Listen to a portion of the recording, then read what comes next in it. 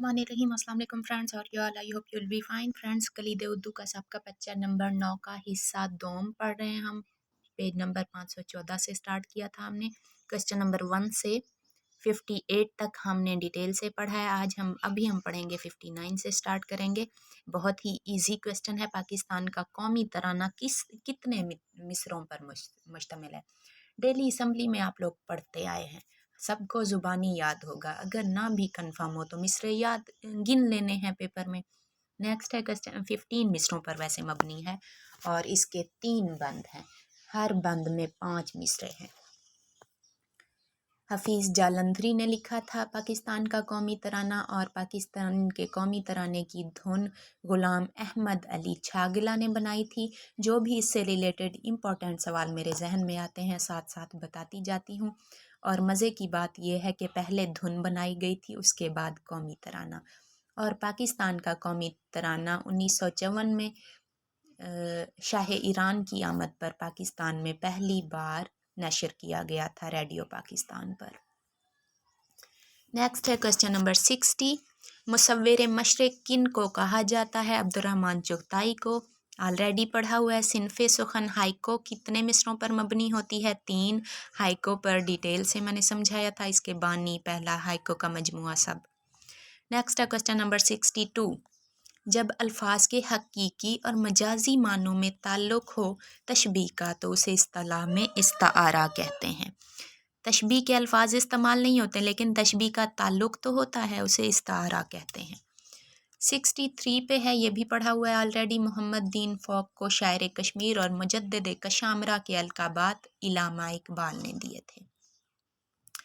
64 पे है, कभी सिंदबाद जहाज़ी और कभी कोलंबस के कलमी नाम से कौन लिखते थे? चिराग हसन हसरत। फ़काहिया कालम लिखते थे यानी मज़ाहिया कालम लिखते थे। तारीख़ी नावल लिखने के एतबार से उर्दू का वाल्टर स्कॉट कौन था? वाल्टर स्कॉट था जी एक तारीख़ी नावल निगार स्कॉटलैंड का, और ये एक क्लासिकी, इसके जो नावल हैं क्लासिकी अदब का दर्जा रखते हैं, उर्दू अदब का। लेकिन क्योंकि ये एक मशहूर नाम था वाल्टर स्कॉट इंग्लैंड के क्लासिकी अदब का, इसलिए उर्दू में भी वाल्टर स्कॉट कहा गया अब्दुल हलीम शेरर को, क्योंकि अब्दुल हलीम शेरर ने 28 तारीख़ी नावल और बहुत उम्दा तारीख़ी नावल लिखे हैं।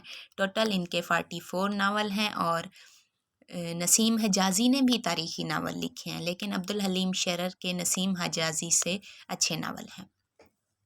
ऐसा नहीं है कि नसीम हिजाज़ी के नावल उम्दा नहीं हैं, लेकिन हर चीज़ की अपनी अपनी एक वैल्यू होती है। सबसे ज़्यादा उर्दू में नावल एम असलम ने लिखे हैं। नेक्स्ट है question number 66। Punjab university oriental college के शोबा उर्दू से शाये होने वाले तहकीकी मजल्ले का नाम क्या था? मजल्ला क्या होता है? ऐसा रिसाला, ऐसा पर्चा जो गवर्नमेंट के किसी इदारे की जानिब से शाये होता है। पंजाब यूनिवर्सिटी ओरिएंटल कॉलेज के शोबा उर्दू से शाये होने वाला तहकीकी यानी तहकीक पर मबनी मजल्ला था बाज़ियाफ्त। क्वेश्चन नंबर 63 शेर है एक। कत्ले हुसैन असल में मर्गे यजीद है, इस्लाम जिंदा होता है हर करबला के बाद। ये शेर है मौलाना ज़फ़र अली ख़ान का। नेक्स्ट है 68 पे, उर्दू क्लासिकी और जदीद शायरी का संगम कौन है? मौलाना अल्ताफ़ हुसैन हाली। क्लासिकी शायरी कौन सी होती है? पहले भी बताया था, क्लासिकी शायरी या क्लासिकी अदब सेम डेफिनेशन है, सेम तारीफ़ है। ऐसी शायरी जो सादगी और सलासत पर मबनी हो, यानी सादा अंदाज़े बयान हो, जज्बात से भरपूर हो, और जिसमें अदब आलिया यानी उम्दा अदब की तमाम खसूसियात मौजूद हों, और जो ना सिर्फ अपने ज़माने के लोगों को मुतासिर करे बल्कि आइंदा आने वाले ज़मानों को भी यकसा मुतासिर करें, वो क्लासिकी शायरी होती है या क्लासिकी अदब होता है। अच्छा जी, आगे है हमारे पास क्वेश्चन नंबर 69। ऐसा शागिर्द उस्ताद को मुहक्किक और मुहक्कक तर बना देता है। इल्लामा इकबाल में ये के बारे में ये कौल किसने कहा था? इल्लामा इकबाल के उस्ताद थॉमस आर्नल्ड ने कहा था। इल्लामा इकबाल की तारीफ़ की थी कि ऐसा शागिर्द जो तहकीक करने वाले को मज़ीद तहकीक के लिए उभारे, वो कौन علامہ اقبال کے بارے میں یہ جملہ کس نے کہا تھا؟ پروفیسر آرنلڈ نے۔ نیکسٹ ہے 70 آغا حشر کاشمیری کہاں دفن ہیں؟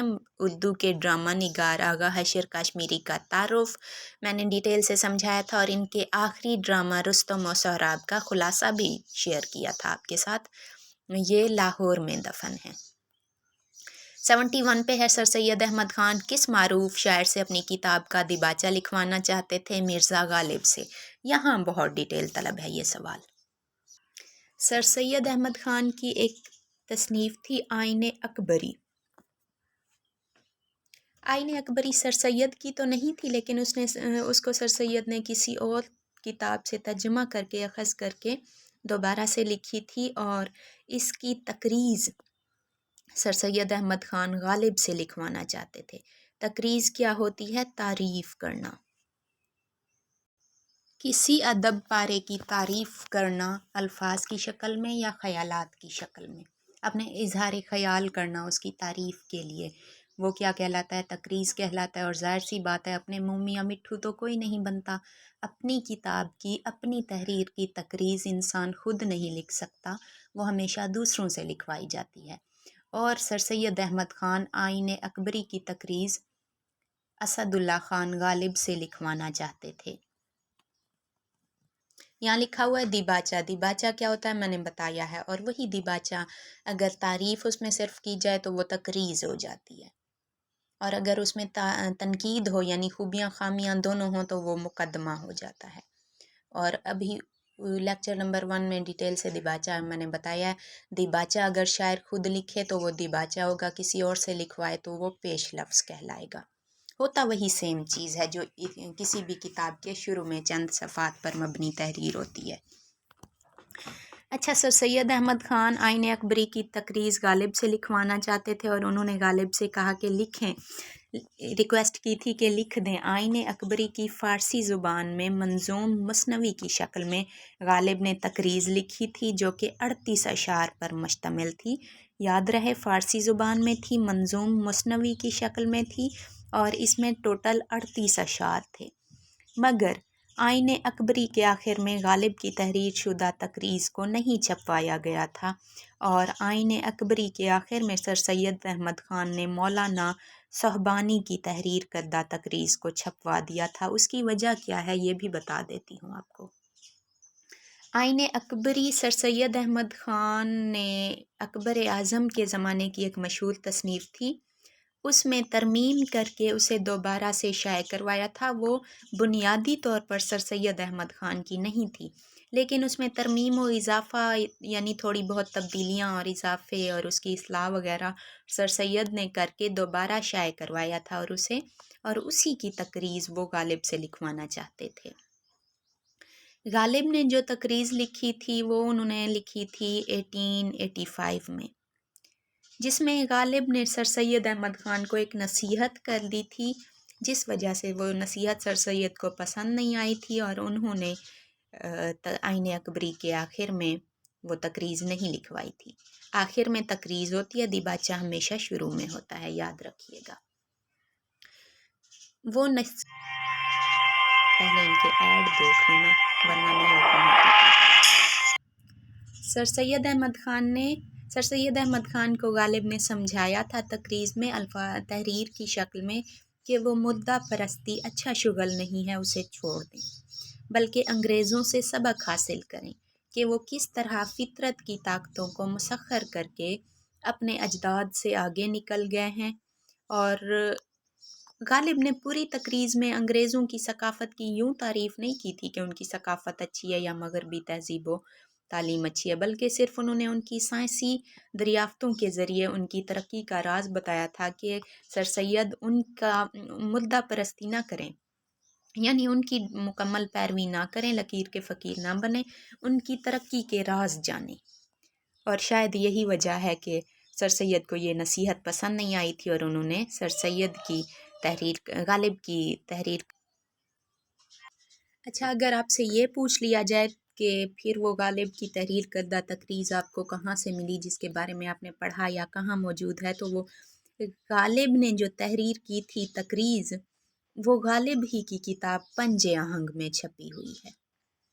یعنی انہوں نے اس کو ایک اپنی تحریر کے طور پہ اپنی ہی تحریر کرتا کتاب پنج آہنگ، جس کا تعارف مکمل ڈیٹیل کل میں نے بتائی ہے، اس میں چھپوا دی تھی۔ نیکسٹ دیکھتے ہیں، کویسچن نمبر ہے ہمارے پاس 72۔ ان کے خطوط کی تعداد کا اندازہ کم و بیش 1,00,000 سے اوپر ہے۔ یہ بات وثوق سے کس ہستی کے بارے میں کہی جا سکتی ہے؟ مولوی عبدالحق کے بارے میں، کیونکہ ان کے خطوط کی تعداد بہت زیادہ تھی۔ نیکسٹ ہے کویسچن نمبر 73۔ علامہ اقبال کی اس تصنیف کا نام بتائیں جو اقتصادیات میں اردو کی پہلی تصنیف ہے۔ آلریڈی پڑھ چکے ہیں ہم، تشکیل جدید الہیات اسلامیہ۔ Question number 74۔ اقبال نے اپنی شاعری میں کس صنف نظم کو سب سے زیادہ برتا؟ مثنوی کو، مثنوی۔ 75۔ یہ لاسٹ ٹائم 75 والا سوال پیپر میں آیا ہوا تھا، PPSC کے پیپر میں۔ شاعری میں سوکیانہ، فرسودہ اور پامال الفاظ کا استعمال شعری اصطلاح میں ابتذال کہلاتا ہے۔ کویسچن نمبر 67 والا بھی ہم پڑھ چکے ہیں۔ یہ شعر ہے، آج مجھ سا نہیں زمانے میں، شاعر نغز گوئے خوش گفتار۔ شاعر نغز یعنی اچھا خوبصورت بولنے والا، شاعر میں نے سمجھایا تھا اس کی تشریح کر کے، اور خوش گفتار خوش بیان۔ یہ شعری تعلی سے مراد شعر میں اپنی تعریف کرنا، شاعر خود تعریف کرتا ہے اپنی، تو کہتے ہیں یہ شاعرانہ تعلی ہے۔ کسے زیب دیتی ہے؟ یہ غالب کو، یعنی یہ غالب کا شعر ہے جس میں انہوں نے اپنی تعریف کی ہے۔ لسان العصر کسے کہتے ہیں؟ اکبر الہ آبادی کو۔ لسان العصر کے معنی ہے عصر من زمانہ، اپنے زمانے کا، اپنے وقت کا ترجمان یا اپنے وقت کا خوش بیان انسان، یہ کہتے ہیں اکبر الہ آبادی کو۔ 78 پہ ہے، چلتے ہو تو چین کو چلیے، آوارگرد کی ڈائری اور ابن بطوطہ کے تعاقب میں، یہ کس کی تصانیف ہیں؟ ابن انشا کی۔ لاسٹ ٹائم انٹرویو میں ایک کینڈیڈیٹ سے پوچھا گیا تھا کہ چلتے ہو تو چین کو چلیے، یہ عنوان کس کے شعر سے مستعار لیا گیا ہے؟ یہ میر تقی میر کے شعر سے مستعار لیا گیا ہے۔ شعر کچھ یوں ہے، چلتے ہو تو چمن کو چلیے، کہتے ہیں کہ بہاراں ہے، پات ہرے ہیں، پھول کھلے ہیں، کم کم بادو باراں ہے۔ نیکسٹ ہے 79 پہ کویسچن، جلال و جمال، رمجھم اور شعلہ گل کس کے شعری مجموعے ہیں؟ یہ احمد ندیم قاسمی کے شعری مجموعے ہیں۔ آشفتہ بیانی میری، رشید احمد صدیقی کی آپ بیتی ہے۔ 81 پہ ہے، اردو میں بشمول حمزہ یعنی حمزہ کو شامل کر کے حروف ابجد کی تعداد 37 ہو جاتی ہے۔ حمزہ کے علاوہ اگر آ جائے تو 36 ہوگی۔ 82 پہ ہے، اردو کے حروف ابجد میں منقوط یعنی نقطوں والے حروف کون سے ہیں؟ یہ میں نہیں بتاؤں گی، خود گن لیں، تھوڑی سی ایفرٹ خود کر لیں، شاباش۔ کویسچن نمبر 83، اردو غزل کا باوائے آدم یعنی بانی کسے کہا جاتا ہے؟ ویسے تو ولی دکنی کو کہا جاتا ہے، لیکن ولی دکنی سے پہلے امیر خسرو نے بھی اردو غزلیں لکھی ہیں۔ ایک طویل عرصے تک ولی دکنی کو کہا گیا تھا اردو شاعری کا باوائے آدم، لیکن بعد کی تحقیق سے یہ بات ثابت ہوئی کہ ولی سے پہلے اردو غزل کا آغاز امیر خسرو سے ہوتا ہے۔ مگر جدید تحقیق جو کہ حافظ محمود شیرانی نے کی ہے، ان کے مطابق اردو شاعری کا آغاز سعد سلیمان سے ہوتا ہے، جو کہ لاہور کے رہنے والے تھے۔ انہوں نے اردو شاعری کا آغاز کیا تھا، اردو غزل کا۔ نیکسٹ ہے جی کویسچن نمبر 84۔ بہادر شاہ ظفر نے اپنے کس درباری شاعر کو خاقانی ہند کا لقب دیا تھا؟ ابراہیم ذوق کو۔ وہ درباری شاعر سے یعنی دربار سے وابستہ تھے، اور خاقانی ہند، خاقانی کیا ہوتا ہے میں نے آپ کو آلریڈی بتایا تھا، فارسی کا ایک مشہور شاعر تھا خاقانی، اسی کی معرفت کی بنا پہ ابراہیم ذوق کو خاقانی ہند کہا گیا تھا، اور 19 سال کے تھے ابراہیم ذوق جب انہیں یہ لقب دیا تھا بہادر شاہ ظفر نے۔ 85 پہ ہے شعر، نہ آتے ہمیں اس میں تکرار کیا تھی، مگر وعدہ کرتے ہوئے آر کیا تھی۔ یہ علامہ اقبال کا شعر ہے، اور یہ مطلع ہے کیونکہ اس کے دونوں مصرے ہم قافیہ و ہم ردیف ہیں۔ क्वेश्चन 85 के शेर में काफिया क्या है? तकरार और आर यानी हम आवाज़ अल्फाज, और रदीफ क्या है यानी काफिए के बाद मुसलसल आने वाले अल्फाज। रदीफ क्या थी?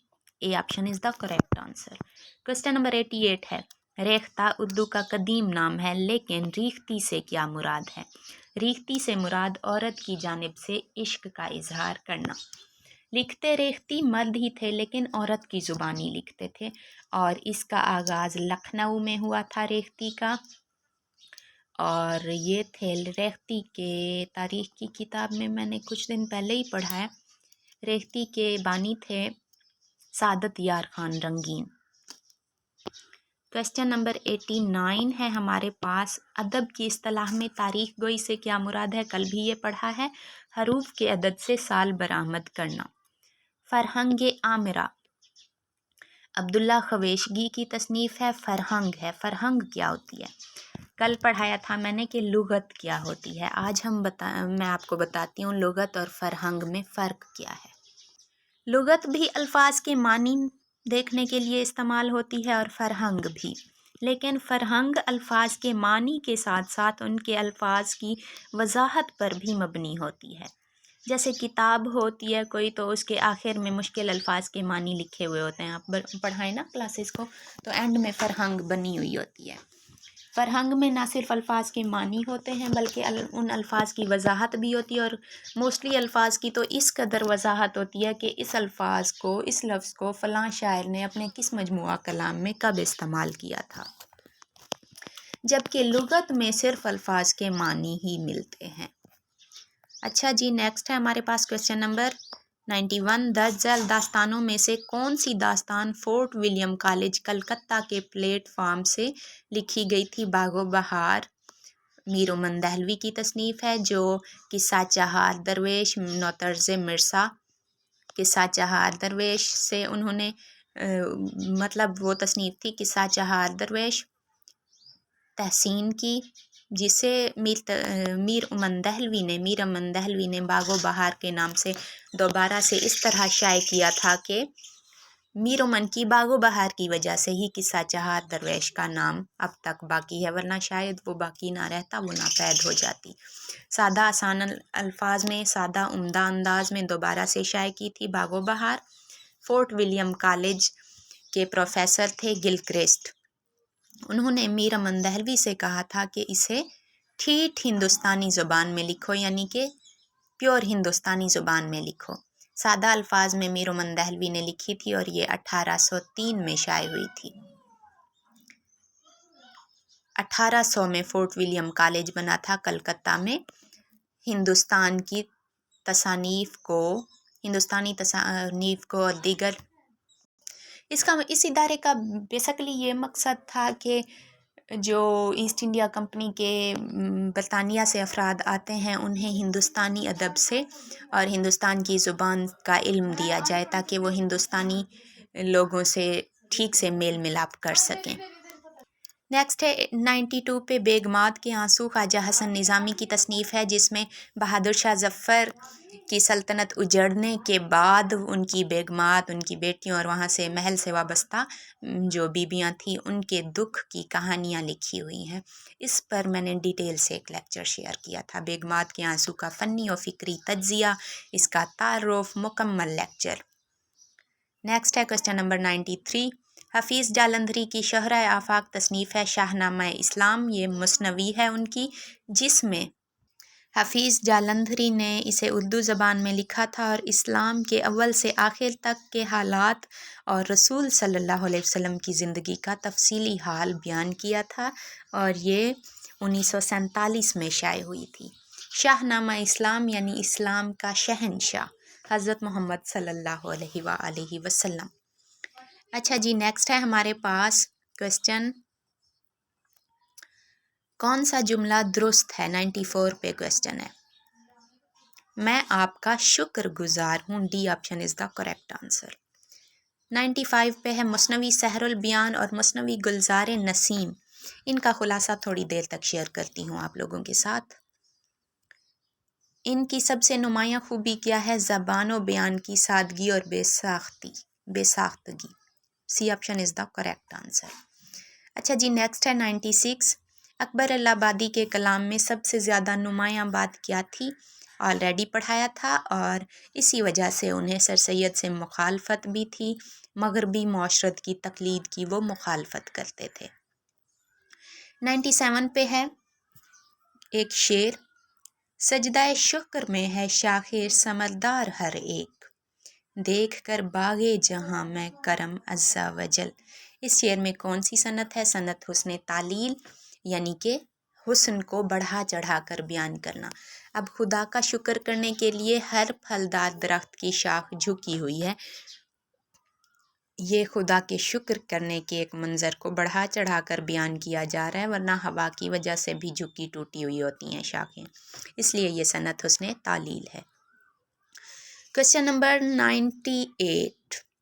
रिंदे खराब हाल को जाहिद न छेड़ तू, तुझको पराई क्या पड़ी अपनी न बेड़ तू। ये इब्राहिम ज़ौक़ का शेर है। रिंद यानी शराब पिलाने वाला, रिंदे खराब हाल को, शराबी खराब हाल को, जाहिद यानी तकवा से भरपूर नेक इंसान, तू ना छेड़, तुझको पराई क्या पड़ी यानी तुझे दूसरों की आखिरत की क्या फ़िक्र, तू अपनी फ़िक्र कर। इसमें सनत तज़ाद है, अपनी और पराई दो मुतज़ाद अल्फाज का इस्तेमाल हुआ है। नेक्स्ट है क्वेश्चन नंबर 99। फलाहत में बेमिसलो यकता हुए वो, सियाहत में मशहूर दुनिया हुए वो। ये अल्ताफ़ हुसैन हाली का शेर है जो उन्होंने इब्ने बतूता के मुतालिक लिखा था। इब्ने बतूता सहाफ़त में, सियाहत में यानी सफ़र सियाहत में बहुत ज़्यादा मशहूर थे, बहुत ज़्यादा सफ़र किए थे उन्होंने। और इब्ने इंशा ने भी इब्ने बतूता के ताक़ुब में एक सफ़रनामा लिखा है। फलाहत का मफ़हूम है खेती बाड़ी करना। लास्ट क्वेश्चन है हमारे पास, अहले ज़मी को नुस्ख़ाए ज़िंदगी दवाम है, खूने जिगर से तरबियत पाती है जो सुखनवरी। इलामा इकबाल का शेर है जिसमें इलामा इकबाल ने सुखनवरी शायरी को कहा है, यानी जिगर का खून करना पड़ता है शेर लिखने के लिए। मैंने भी गज़लें लिखी हैं, इतना आसान नहीं है गज़लें लिखना। जो इंसान पे बीती हो वो शायरी जज्बात से भरपूर होती है, लेकिन जो इन पढ़ने से शायरी बेजान होती है, और मेरी शायरी में जान नहीं थी इसलिए मैंने छोड़ दी थी। आई होप अच्छे से क्लियर हो गया होगा। Thank you so much, take care, दुआ में याद रखिएगा। अल्लाह हाफिज़।